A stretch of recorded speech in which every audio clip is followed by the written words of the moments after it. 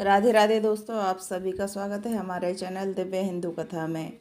चलिए आज सुनते हैं माँ महागौरी की कथा। नवरात्रि के 8वें दिन माँ दुर्गा का महागौरी स्वरूप अत्यंत पूजनीय है। महागौरी शब्द का अर्थ है अत्यंत श्वेत एवं निर्मल।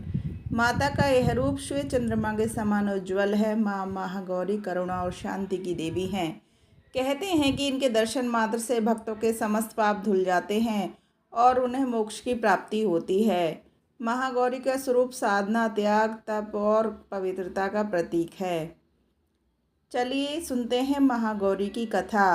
पुराणों के अनुसार जब सती ने दक्ष यज्ञ में अपने प्राण त्यागे तब वे अगले जन्म में हिमालय राज की पुत्री पार्वती के रूप में जन्मी। पर्वतराज हिमालय और उनकी पत्नी मैना देवी ने अपनी कन्या को पाकर बड़ा सुख का अनुभव महसूस किया। छोटी उम्र में ही पार्वती जी में अद्भुत तेज और दिव्यता थी।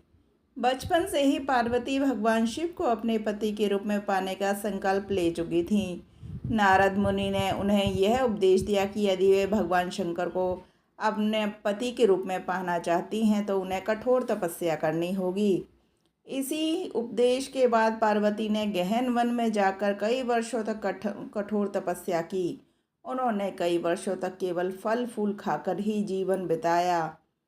फिर उन्होंने फल फूल को भी छोड़ दिया। वो केवल वायु का ही सेवन करने लगी। उनकी तपस्या इतनी कठिन थी कि उनके शरीर पर धूल, मिट्टी और जंगल की कठिन परिस्थितियों का असर दिखाई देने लगा। उनकी कांति मलिन हो गई, शरीर श्याम वर्ण का हो गया और अंग उनके कमज़ोर पड़ गए थे, परंतु माता का संकल्प अटल था। भगवान शिव उनकी इस तपस्या से प्रसन्न तो हुए, परंतु उन्होंने पार्वती के धैर्य और निष्ठा की परीक्षा लेनी चाहिए। एक दिन वे ब्राह्मण रूप में उनके सामने प्रकट हुए और बोले, हे कन्या, तुम क्यों इस कठोर तपस्या में अपने शरीर को कष्ट दे रही हो? भगवान शंकर तो विरक्त और भूतों के संग रहने वाले हैं, विचित्र स्वभाव वाले हैं, उनके शरीर पर भस्म लगी है। ऐसे वर का वर्ण करना किसी भी कन्या के लिए उचित नहीं है। तुम्हें तो कोई भी सुंदर रूपवान और ऐश्वर्यशाली पति मिलना चाहिए। यह सुनकर पार्वती जी क्रोधित हो गईं और बोलीं, आप चाहें कुछ भी कहें, परंतु मेरा संकल्प अटल है। मैं केवल भगवान शंकर को ही अपने पति के रूप में स्वीकार करूंगी। मेरी तपस्या और भक्ति का यही उद्देश्य है। उनकी सटल निश्चय और अडिग श्रद्धा को देखकर भगवान शिव जी प्रसन्न हो गए और अपने वास्तविक स्वरूप में प्रकट हुए। उन्होंने पार्वती जी को आशीर्वाद दिया और कहा कि वे उन्हें अपनी अर्धांगिनी के रूप में स्वीकार करेंगे।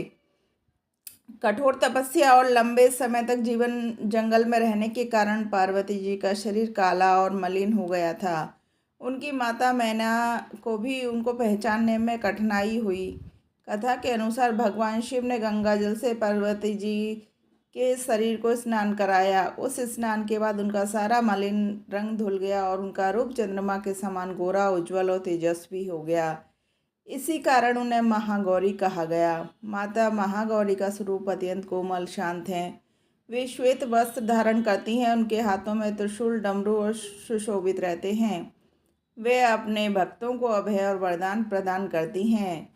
एक अन्य पौराणिक प्रसंग के अनुसार जब महादेव ने पार्वती जी के तप से प्रसन्न होकर विवाह का वचन दिया तो माँ पार्वती जी ने अपने पूर्व जन्म की यादों का उल्लेख किया और कहा कि जब वे सती थीं तब महादेव से उनका मिलन अधूरा रह गया था।